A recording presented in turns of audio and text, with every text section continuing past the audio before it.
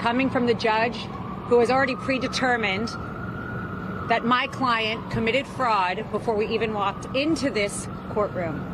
I'm not here to hear what he has to say.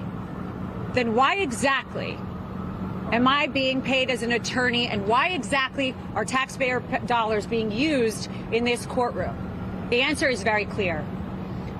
Because Miss James wants to stand right here like she did this morning and call my client a liar, call the company fraudulent, and make a name for herself.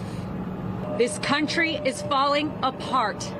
And if we don't stop corruption in courtrooms where attorneys are gagged, where attorneys are not allowed to say what they need to say to protect their clients' interests, it doesn't matter what your politics are.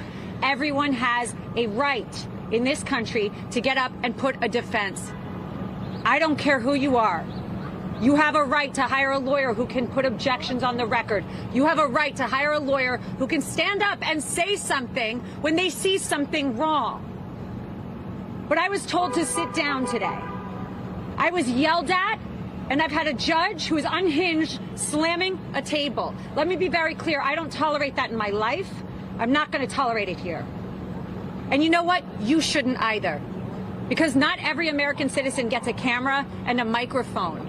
And what I'm seeing is such a demise of American judicial system and democracy. Miss James came out this morning and said that she knew Mr. Trump, and she always calls him Mr. Trump because it kills her that he was the president. But the 45th president of this country, one of the best presidents we've had, has built a great company. It's worth a ton more than that statement of financial condition. And she doesn't know how to get out of it because her politics won't allow her. Am I being paid as an attorney? By about 10:15, things started to go off the rail, and the judge just said, look, you are being non-responsive to the questions. Instead of answering if it's a yes-no question, he was going on with these long speeches, and the judge at one point, angrily reminded him that this is not a political rally. And then Trump just started in, and he said things like he called the trial crazy. He said the judge always rules against him.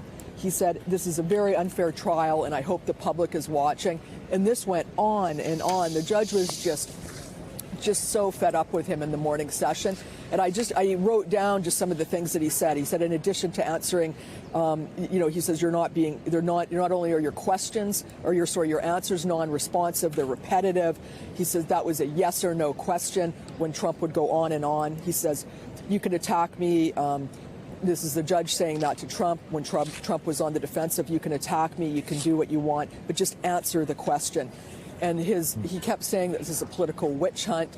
He took umbrage with the Attorney General at one point. He just continued outburst after outburst. And an idea to the audience that this is going to, even at one point, Trump's lawyer said that he called his client the former and future president. They were very much this morning speaking, that being Trump's team, speaking to a wider political audience. They feel that they've already lost this case, and Trump is playing a character we've known well. We heard from Donald Trump in our case against him, other defendants, and the Trump organization. He rambled, he hurled insults, but we expected that. At the end of the day, the documentary evidence demonstrated that, in fact, he falsely inflated his assets to basically enrich himself and his family. He continued to persistently engage in fraud. The numbers don't lie, and Mr. Trump obviously can engage in all of these distractions, and that exactly what he did, what he committed on the stand today, engaging in distractions and engaging in name calling. But I will not be bullied. I will not be harassed. This case will go on.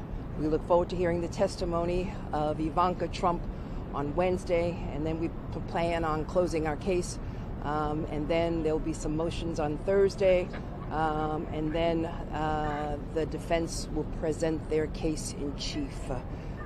Justice will prevail, and it's important that all of you understand that we have already been victorious in our motion for summary judgment, and now we look forward to disgorgement and to the remaining counts in our action against Donald Trump and his repeated and consistent fraud against the citizens of the great state of New York.